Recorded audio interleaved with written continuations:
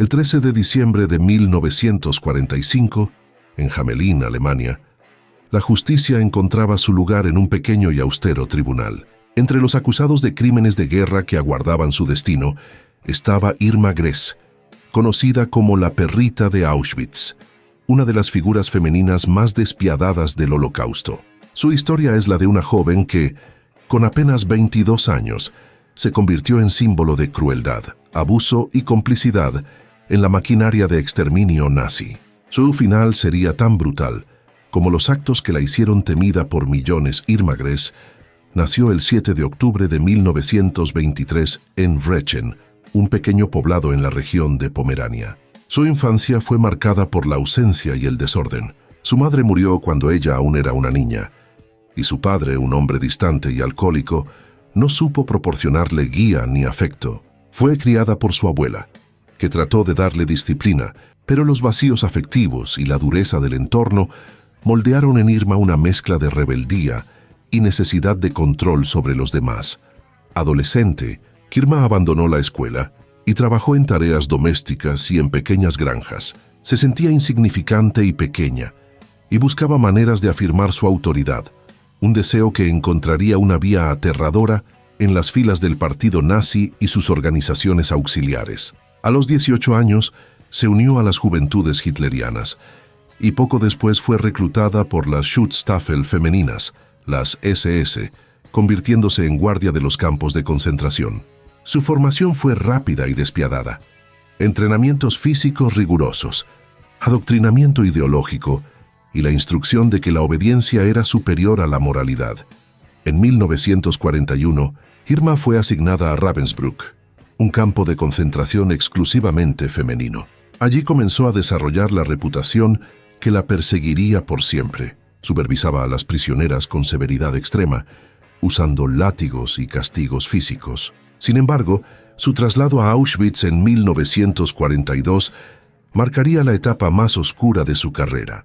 Auschwitz no solo era un campo de concentración, era un lugar donde la muerte se había vuelto rutinaria, sistemática y despiadada.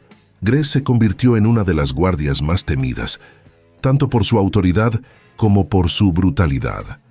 Las crónicas de supervivientes describen a Irma como una figura pequeña pero feroz, con ojos penetrantes que parecían disfrutar del miedo que inspiraba.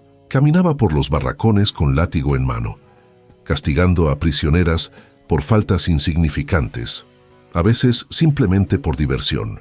Los informes del juicio revelaron episodios aterradores: mujeres colgadas por el pelo, prisioneras golpeadas hasta sangrar, sometidas a humillaciones públicas y abusos sexuales.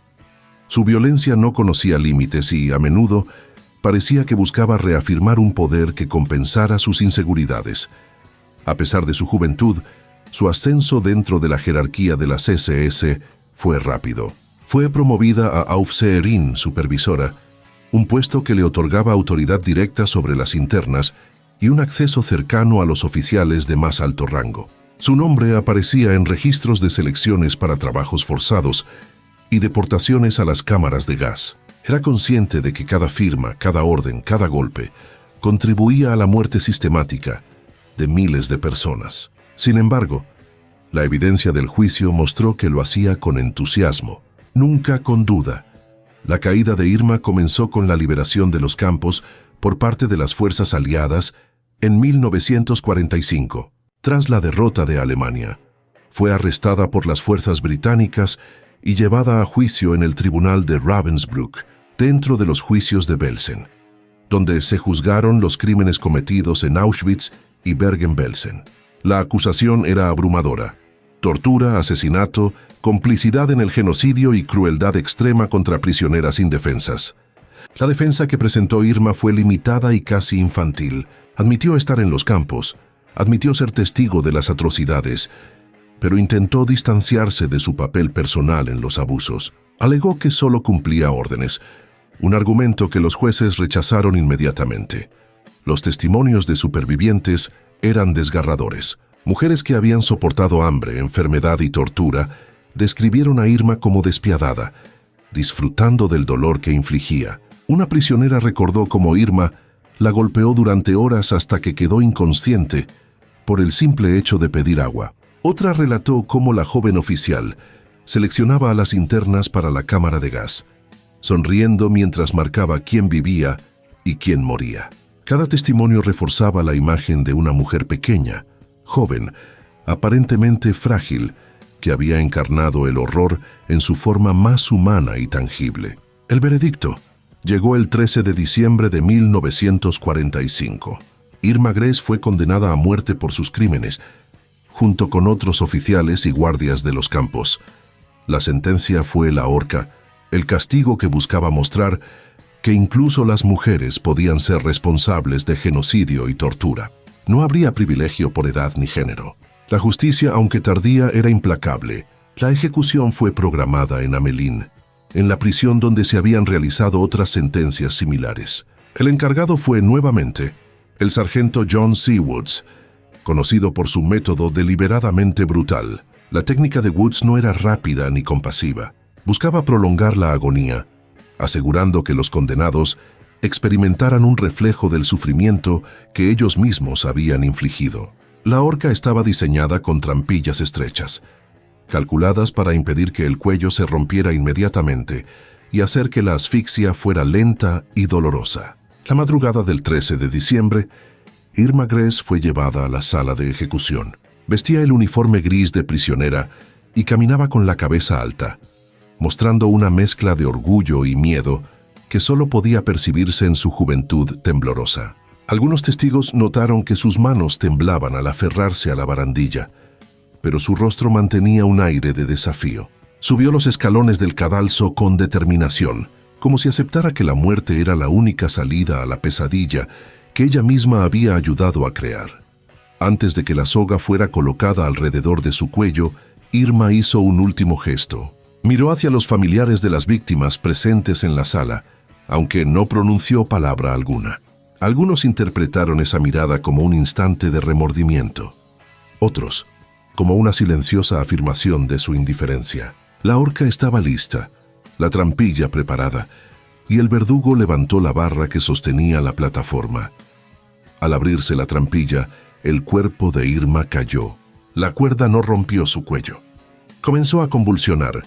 Sus piernas se agitaban, su torso se arqueaba, y su rostro se tornó rojo y luego púrpura. Sus manos se crispaban en un gesto de desesperación, mientras trataba de obtener aire que jamás llegaría. Durante 20 minutos interminables, el cuerpo de la joven oficial se movió de manera espasmódica, un espectáculo aterrador que reflejaba la brutalidad que había administrado a lo largo de su carrera en los campos. El crucifijo que llevaba cayó al suelo y se deslizó entre los tablones del cadalso. Ninguna plegaria, ninguna súplica ayudó a mitigar el dolor. La soga se apretaba lentamente, y cada segundo prolongaba la agonía hasta que finalmente, a la 1:45 de la madrugada, Irma Gress dejó de moverse. La sala se llenó de un silencio pesado, interrumpido únicamente por los susurros de los testigos, la respiración contenida y el peso de la historia observando el final de una vida dedicada al horror. Su cuerpo fue retirado y llevado a la morgue.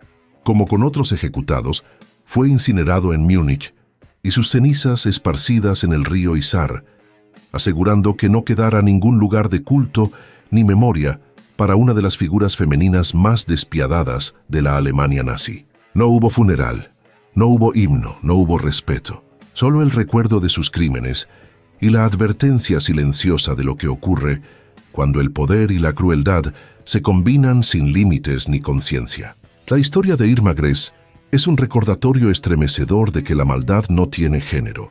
La joven que comenzó como una adolescente perdida en una Alemania fragmentada se convirtió en una ejecutora del terror, una mujer que aprendió a amar el control y el dolor ajeno, y cuya vida terminó colgada de una soga diseñada para prolongar su sufrimiento.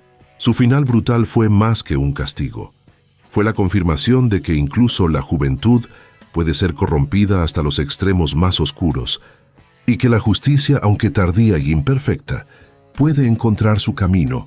La leyenda de Irma Gress sobrevivió a su muerte, no como un símbolo de heroísmo, sino como un testimonio del horror que los humanos son capaces de infligir cuando el odio y la obediencia ciega se mezclan.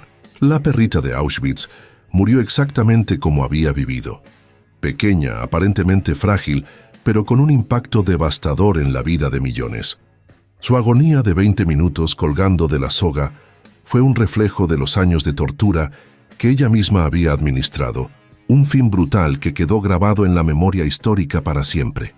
Pero esto forma parte de nuestra historia mundial. Si la información les ha gustado, les invitamos a que se suscriban al canal y activen la campanita para ver más contenido así. Regálanos un like y coméntanos cuál quieres que sea nuestro siguiente video. Hasta pronto.